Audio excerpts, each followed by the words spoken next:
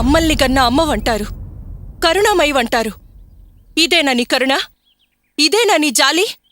ఇవేనా నువ్వు నాపై చూపించే ప్రేమానురాగాలు? నీకన్నా మా అమ్మనే ఎక్కువగా ప్రేమిస్తున్నానని కోపమా? మాతృదేవోభవ అంటారే, దానికి అర్థం ఏమిటి? మా అమ్మని ఆరాధించడం తప్పా? ఎన్నో పూజలు, వ్రతాలు, నోములు చేసి మా అమ్మ నన్ను కన్నది. అందుకే అర్చన అని పేరు పెట్టి నాతోనే నీకు నిత్యం సేవలు చేయించింది. దానికి ఫలితంగా నన్ను నువ్వు ఇన్ని కష్టాలు పెట్టడం న్యాయమా? అసలు నేనేం తప్పు చేశాను? నేను కోరుకున్నది ఏది నాకు దక్కకుండా ఎందుకు చేస్తున్నావు? మా అమ్మకి సేవ చేయడం కోసం చదువు మానుకున్నాను. ఎంతో చదవాలనుకున్నాను.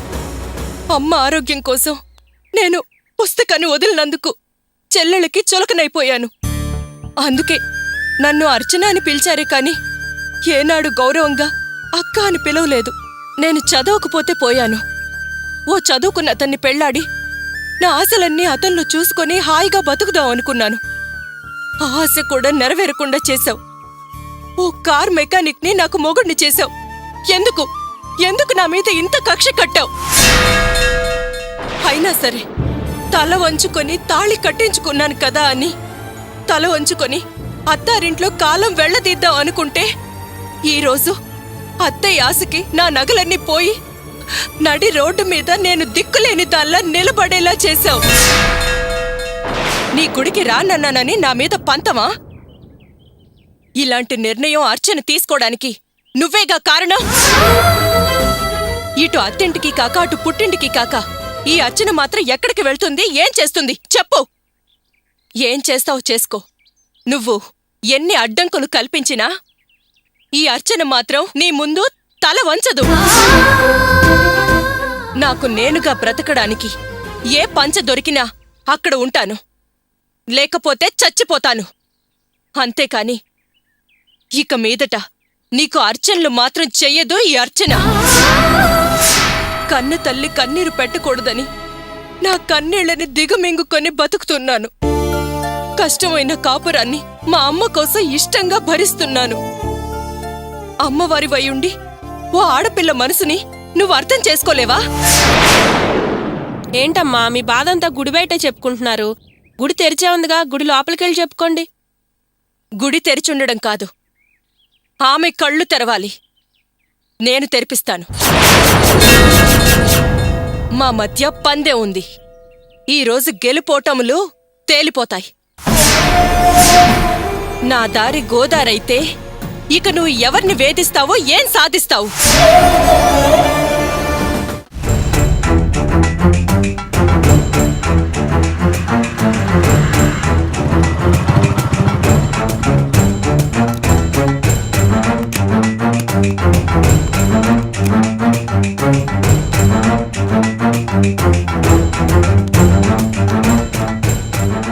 అర్చనా, అర్చనా.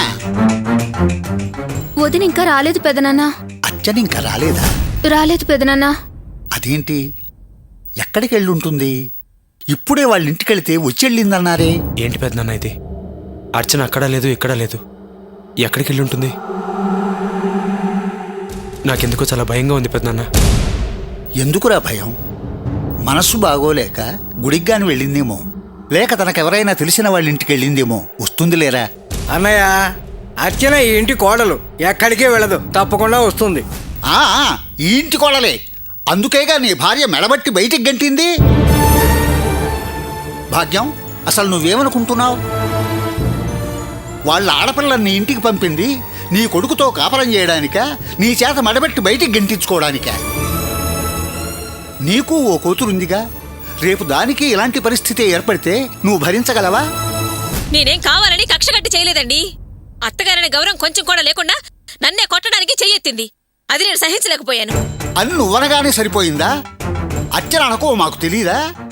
తను నీ మీద చేయెత్తిందంటే మేము నమ్ముతామా? నువ్వు చెప్పింది అబద్ధమని స్పష్టంగా తెలుస్తోంది. అంతేలేండి, ముందొచ్చిన చెవులు కంటే వెనుకొచ్చిన కొమ్ములు వాడి అన్నట్టుంది. నేను కాపురానికి వచ్చి అన్నాళ్ళయింది, అది కాపురానికి వచ్చి అన్నాళ్ళయింది. నాకంటే మీకు దాని మీద ఎక్కువ నమ్మకం ఉంది. నమ్మకాలు కాలాన్ని బట్టి ఏర్పడవు, నడిచే పద్ధతిని బట్టి ఏర్పడతాయి. నమ్మకం లేకపోయినా నటిస్తూ బ్రతికే వాళ్ళెంతమంది లేరు. అయినా మాకు నీ గురించి, అర్చన గురించి బాగా తెలుసు. అందుకే నీ మీద నమ్మకం లేదు. ఆ, మీరంతా నెత్తిరెక్కించుకోబట్టే దాని కొమ్ములు వచ్చాయి. ఆ కొమ్ములతో నన్నే పొడవాలని చూసింది. చాలే ఆపమ్మా. ఇప్పటిదాకా నువ్వు అన్నది చాలు, మేము విన్నది చాలు. నువ్వు చేసే పనులకి నిన్నెవరైనా ఎదిరించే తీరతారు. అసలు నువ్వేం చేసావో కొంచెమైనా ఆలోచించావా? అరే, ఒకటా రెండా 40 తులాల బంగారం తీసుకెళ్లి తాకట్టు పెట్టి వాడెవడో మోసం చేశాడని చెప్తే ఎవరైనా ఊరుకుంటారా? అర్చన కాబట్టి ఊరుకుంది. పడుతోంది కదా అని అదే పనిగా నిందలేయడం చాలా తప్పమ్మా. అన్నిటికీ కారణం నేనే అంటూ నన్నే నిందిస్తానే అందరూ. నేనేమన్నా కావాలని చేశానా? నష్టపోవడం నాకు మాత్రం సంతోషమా? ఏదో తెలియకే కదా అలా జరిగింది. పోనీ అంతా నా వల్ల జరిగిందంటే చెప్పండి, నేను చస్తాను. మీరందరూ హాయిగా సుఖంగా ఉందరు గాని. అమ్మా ఏంటా మాటలు? ఆ తప్పు ఎత్తి చూపిస్తే చాలు చస్తా అని ఓహో బెదిరింపులు.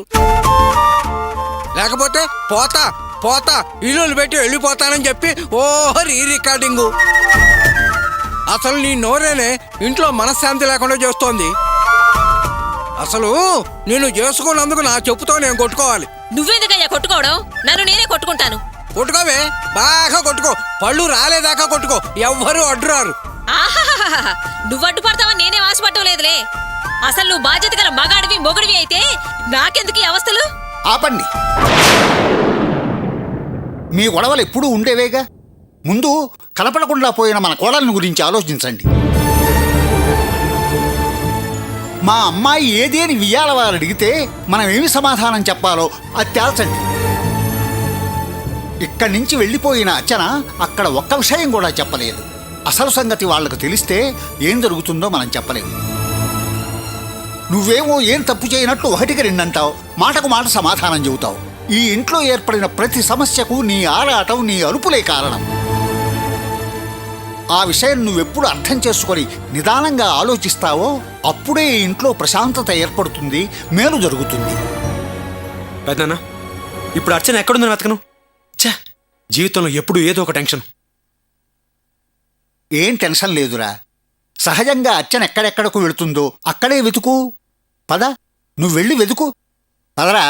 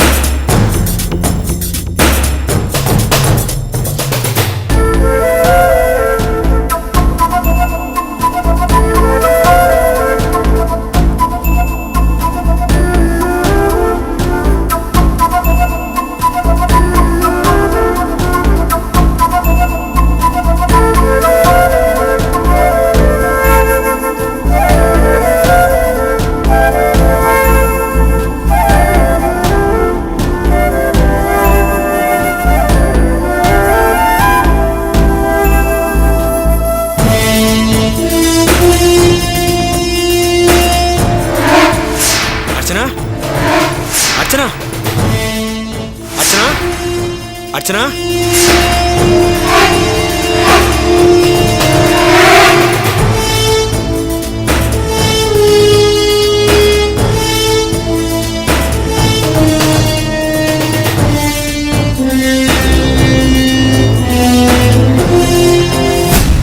అమ్మా, ఇక్కడికి ఎవరన్నా ఒక అమ్మాయి కమలా పండు రంగు చీర కట్టుకొచ్చిందా? కళగా ఉంటుంది, పెద్ద పెద్ద కళ్ళు, ఎర్రగా ఉంటుంది.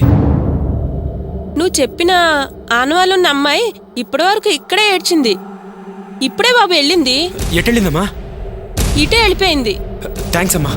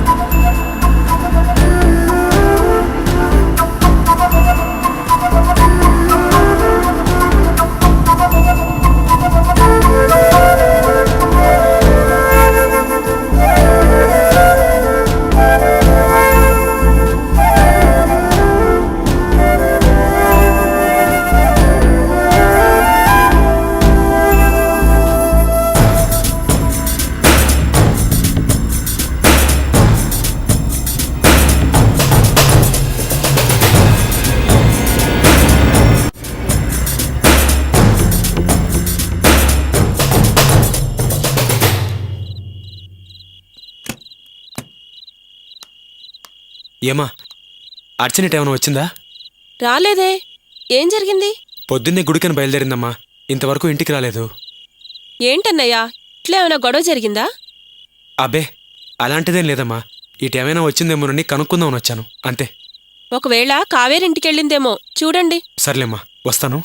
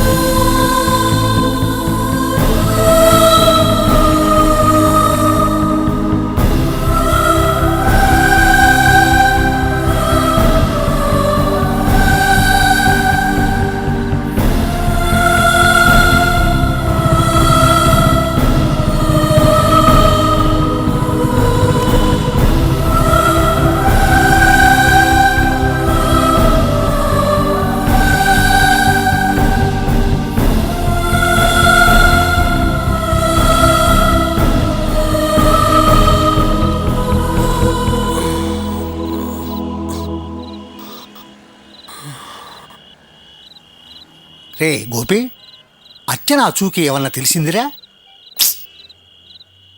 లేదు పెద్దన్న,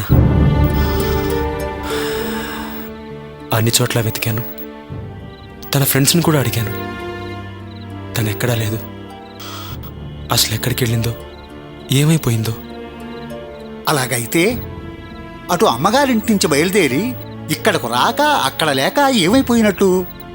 ఒంటరి ఆడపిల్ల, పైగా రాత్రి అయింది, ఎటూ పాలుపోక ఏమన్నా అఘాయిత్యానికి పాల్పడిందో ఏమోరా? పెద్దన్న ఏంటా మాటలు? ధైర్యం చెప్పాల్సి నువ్వే ఇలా భయపెడితే నాకింకా భయం వేస్తోంది పెద్దన్న. రే, నాకు ఏమీ తోచక అలా అన్నానే కాని నిన్ను భయపెట్టాలని కాదురా. ఏదో అన్నాను, కానీ భగవంతుడు మనకలాంటి అన్యాయం చెయ్యడురా. పెద్దన్న, మనం ఈ విషయం అర్చన వాళ్ళ పుట్టింట్లో చెప్పలేదు. చెప్పకపోవడం నాకు తప్పనిపిస్తోంది పెద్దన్న. ఒకవేళ ఈ విషయం వాళ్ళకి తెలిస్తే మనకే కొంచెం వాళ్ళు సహాయంగా ఉంటారు కదా. అందరూ తలో చోట వెతికితే అర్చన తొందరగా దొరకచ్చు. ఏమంటావు? వాళ్ళంతా కావ్య నిశ్చితార్థం హడావుల్లో ఉన్నారు. మనం ఇప్పుడు ఈ వార్త చెబితే ఏం బాగుంటుంది? ఈ కారణంగా ఆ శుభకార్యం ఆగిపోతే అర్చన కూడా ఆలోచించే ఆ మాట అక్కడ చెప్పలేదు. అలాంటిది మనం చెబితే ఎలారా? పెద్దన్న, పోనీ ఓ పని చేస్తే పోలీస్ కంప్లైంట్ ఇద్దామా? కంప్లైంట్ ఇస్తే అది పోలీస్ స్టేషన్ వరకే ఆగదురా, వార్త అవుతుంది.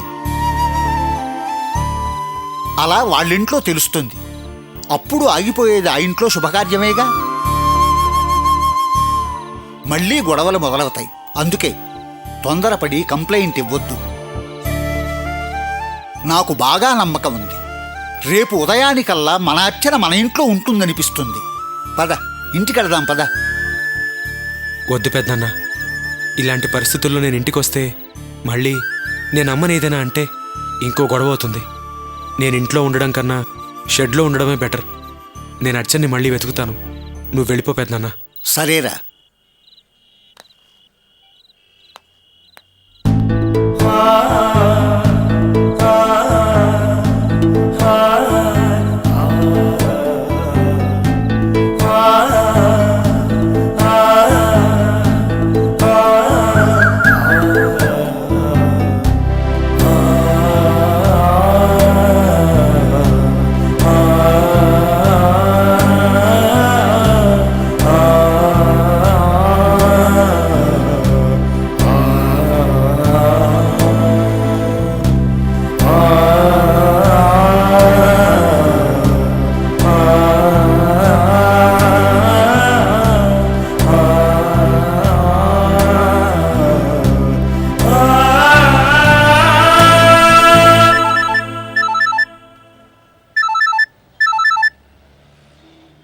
హలో హలో అన్నయ్య, నేను రాణిని మాట్లాడుతున్నాను.